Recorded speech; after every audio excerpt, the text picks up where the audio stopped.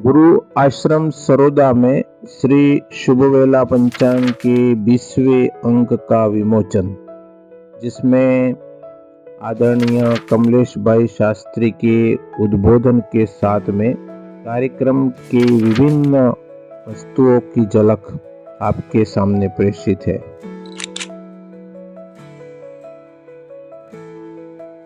राम का सीधा अर्थ मैं कहना चाहूं तो राम को भगवान भी ना मानो एक मिनट के लिए। चलो, अगर हमारी श्रद्धा नहीं, हम नास्तिक है, तो राम को भगवान भी ना मानो। लेकिन मैं राम का सीधा अर्थ कहना चाहता हूं, चाहे वो किसी भी वर्ग, किसी भी जाति, किसी भी पार्टी, किसी भी देश, किसी भी वेश, हर व्यक्ति विश्राम को चाहता है। बताओ कौन आदमी है जो 24 घंटे थकता हुआ अपने आप को ठीक समझता है? हर आदमी चाहता है कि हर कर्म के बाद मुझे विश्राम मिले, आराम मिले, चाहता है। प्रैक्टिकल बात करना, मैं कोई लिखावटी नहीं करूंगा यहाँ पर, बिल्कुल सटीक सचोट और प्रैक्टिकल। हमें विश्राम चाहिए, हर आदमी को विश्राम चाहिए। आपके जहन में जो काम था वो आपने आज किया, तो आज आपको विश्राम मिलेगा उसका। हाँ, जीवन के हर एक कार्य, घर बनाने का काम शुरू करो, विश्राम चाहिए। अंतिम में विश्राम, विश्राम। ये विश्राम की जो अवस्था है, जहां पर फिर कोई कामना नहीं है, वो विश्राम की अवस्था ही जीवन में राम की अवस्था है। इसके अलावा आप मंदिरों में जाओ, साधुवाद, आप दूसरा जो भी करो साधुवाद। विश्राम, परम विश्राम की अनुभूति, इसलिए शायद मेरे तुलसी ने रामचरितमानस के अंतिम शब्दों में लिखा, पायो परम विश्राम। पायो परम राम नहीं मिले। राम को उन्होंने ये कहा कि मेरे जीवन की तमाम यात्रा में अब मुझे लगता है कि जाकी कृपा पायो परम विश्राम, राम समान प्रभु नाही। ये परम विश्राम की अनुभूति होती है। जैसे कबीर ने कहा, कहत कबीर ने पूरा कहा, मैंने पूरा कहा। जगत में एक बात ध्यान रखना, जितना भी आंखों से दिख रहा है वो काल के अधीन है। आंखों से दृश्य मात्र जितना दिख रहा है, मतलब पेड़ पौधे से लेके जंतु से लेके जीव तक, जितना भी गगन से लेके आसमान से लेके धरती तक जितना दिख रहा है, वो काल के अधीन है। दिखने वाला हर एक काल के अधीन है, और जो इन सब के पीछे रहकर भी नहीं दिख रहा है, वो कालातीत, वो काल के अधीन है। इसलिए हम महाकाल कहते हैं भगवान शिव, क्योंकि वो काल के अधीन नहीं है। काल के अधीन हमारा ये सब सिस्टम है, वो कालातीत है। हम माया के अधीन है, वो माया अतीत है। हम गौ अधीन है, गौ अपनी इंद्रियों के अधीन है, वो गौतीत है। वो गौतीत है, वो मायातीत है, वो कालातीत है, वो वर्णनातीत है, वो वर्णन से भी नहीं हो सकता।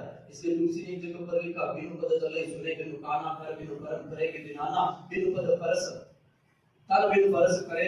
मतलब बिना शब्द के सुनता है वो, बिना कान के सुनता है, बिना पाँव के चलता है, बिना हाथ के काम करता है वो। इस दुनिया में कहीं नजर नहीं आएगा, उसको हम तत्व कहते हैं। और इस दुनिया में नजर आएगा और बेहतर नजर आएगा, और सबको लगेगा कि ये बेहतर है, उसे तत्व नहीं, उसे सत्व कहते हैं। सत्व में और तत्व में बहुत फर्क है। ये जो हमारा कार्य है, ये रिलेटेड सत्व है। हम सत्व की भूमिका, हम रजोगुण में या तमोगुण में नहीं बह रहे हैं।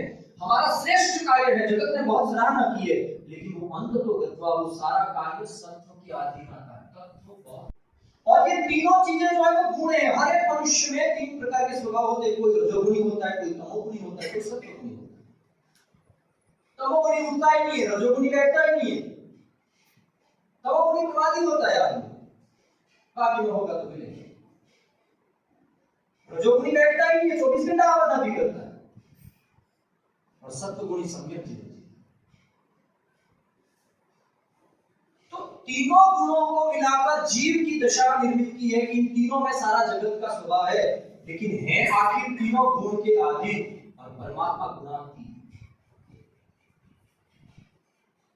तत्व गुणातीत है, सत्व गुणाधीन। हमारा और श्रेष्ठ कार्य सत्व हो सकता है, तत्व नहीं।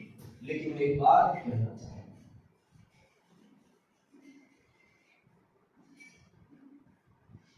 दो मुहूर्त इसमें शायद निकलते हैं, एक शुभ होता है और दूसरा लाभ। ऐसा शुभ और लाभ अगर दो इसी जगह पर रखे जाए, यहाँ पर दो वस्तुएं रख दूं, मैं बहुत प्रैक्टिकल बात कर रहा हूँ, याद रखिए। एक वस्तु जो है वो लाभकारी है आपके लिए और मेरे लिए, इंस्टेंट लाभ है, अभी ले लिया तो अभी तुरंत दिखता है कि इसमें लाभ है, मानव का, मेरा, मेरे परिवार का लाभ है। और एक उसके पास में एक चीज रखो जिसमें शुभ है। मानव शुभ नहीं, लाभ ही स्वीकार करे, ये जीव का भाव है, प्रैक्टिकल भाव है, हम सबको मानना चाहिए। हमें हमारी गति शुभ की ओर नहीं है, हमारी गति तत्व की ओर नहीं है, हमारी गति लाभ की ओर, हम लाभ की ओर जाना चाहिए। लेकिन तुलसी के कहे अनुसार शास्त्र कि राम ब्रह्म है और ब्रह्म निराकार है। जैसे मैंने कहा कि वो तत्व है, दिखता है लेकिन वो तत्व है।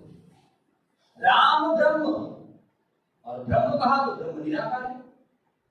राम ब्रह्म, लेकिन ब्रह्म निराकार है तो आकार भी कहां, किसमें देखना हमको इस जगत में? यहाँ पर हमें किस दृष्टि से, हमें विश्राम कहाँ नसीब होगा, हमें विश्राम किसके पास जाकर नसीब होगा, ताकि हमारे जीवन में भी वो राम की अनुभूति हम हो जाए। ऐसा नहीं है कि सत्व है तो सत्व में तत्व नहीं है, तत्व की अनुभूति के साथ सत्व की स्वीकार्यता होनी चाहिए। अकेला सत्व अहंकार पैदा करेगा, लेकिन तत्व की परिणति हो जाए तो वह सत्व तत्व में परिणत हो जाए। तुलसी ने कहा कि राम ब्रह्म है और ब्रह्म निराकार है, लेकिन वो आकार तब लेता है जब कोई भी जीव जगत में आकर अपने लिए न करके स्वार्थ से पर उठकर परमार्थ के लिए जो भी कर्म करे, वो कर्म उसको विश्राम की ओर ले जाता है, और वही विश्राम उसके लिए राम के तत्व में परिणत होता है। मैं पूरी चौपाई वापस बोल रहा हूं, राम ब्रह्म है, राम ब्रह्म, लेकिन रूप कहां नजर आएगा? तो रूप नजर आएगा उसमें जिसमें परमार्थ पड़ा हुआ है, क्योंकि परमार्थ को ही राम का साकार रूप तुलसी ने कहा। निराकार निराकार बनता है कब? राम ब्रह्म परमार्थ रूप। परमार्थ के रूप में जो भी कदम, यानी हमारे यहाँ पर एक शब्द आया पीर, पीर, हम रामदेव पीर कहते हैं, क्यों? हमारे यहाँ तो साधु संत ऐसा शब्द पीर क्यों? पीर के पीछे अगर देखा जाए तो मूल में शब्द का एक तो होता है शब्दार्थ होता है, दूसरा भावार्थ होता है। कोई शब्द पकड़ता है कि इन्होंने ये बोला है तो उसका अर्थ ये होगा। कोई व्यक्ति ऐसा होता है कि शब्द न पकड़ के भाव पकड़ता है, नहीं भले बोले तो ये है लेकिन भाव ऐसा होना चाहिए। एक शब्दार्थ होता है, एक भावार्थ होता है, लेकिन तीसरा यथार्थ होता है, जहां तक कोई पहुंचता है। मैं आपसे चाहूंगा कि यथार्थ तक पहुंचे।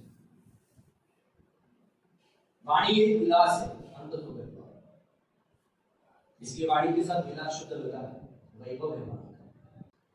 तो जो राम तत्व है वो किसी भी व्यक्ति में जो पीड़ा देखेगा, आपके ये जो कर्म आपने किया समाज के लिए, इसमें हमारा सबका मानना है कि दुनिया में न जाने कहां आप कह रहे कि वागड़ और राजस्थान और एमपी, लेकिन हो सकता है अमेरिका में भी मुहूर्त देखकर, आपके पंचांग का मुहूर्त देखकर कोई कंपनी का इनोग्रेशन हुआ भी हो तो तुम्हें क्या पता है?